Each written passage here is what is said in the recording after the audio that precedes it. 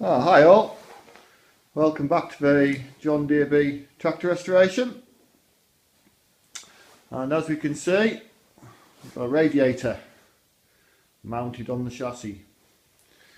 We've bolted the cowl on, the fan cowl. Fan goes in there, in here, and yeah, it's bolted on.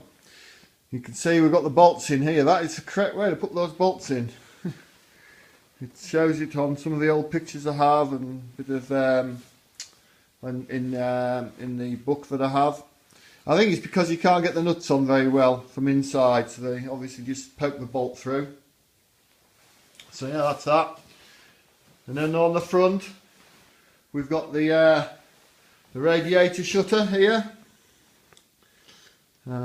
All bolted on. There's 4 bolts like this one. One there, one at the far corner, and then 2 at the bottom here. And as you can see there in underneath here, so as I say, you have to put this shutter on before you finally bolt the radiator in, because obviously you can't get to that bolt that's in there. I don't know if we'll ever see it. It's in there. So yeah, that's in. The overflow pipe with a new gland in here. Well, I'm saying new gland, it was just a piece of rubber pipe that I had that was the right diameter, and I cut down. And you tighten that down onto it and it just nips it all up.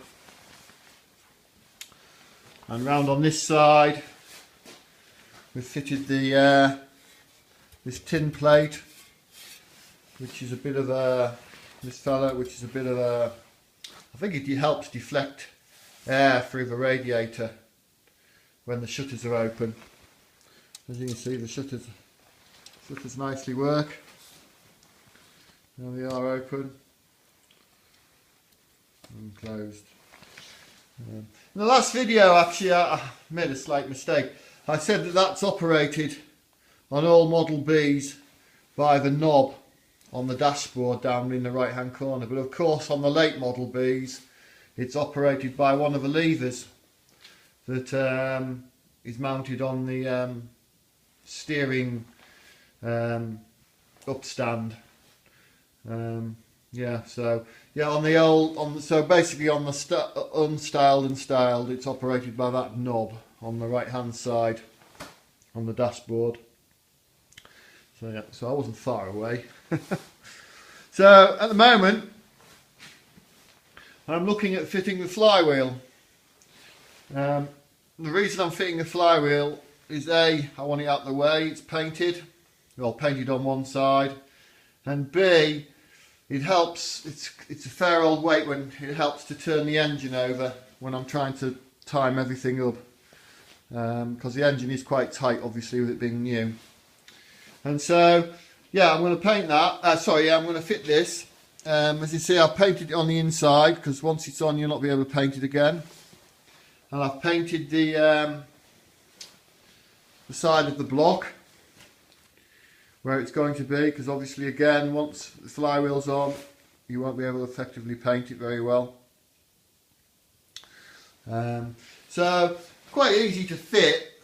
On the crankshaft here there's a little indexing screw, and then on that collar there's a little gap, and that collar is actually part of that oil spinner thing that forces the oil back into the engine to some extent, because it spins with the crankshaft. And those 2 items there, those 2 little things there,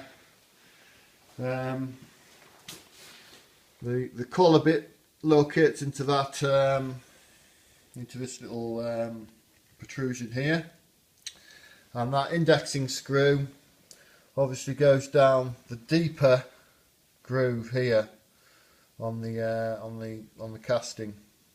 And it all helps to line it up, because obviously the flywheel to some extent is balanced to the engine, and so if you just put that flywheel on it willy-nilly onto the crankshaft, it would, you know, the engine would be out of balance.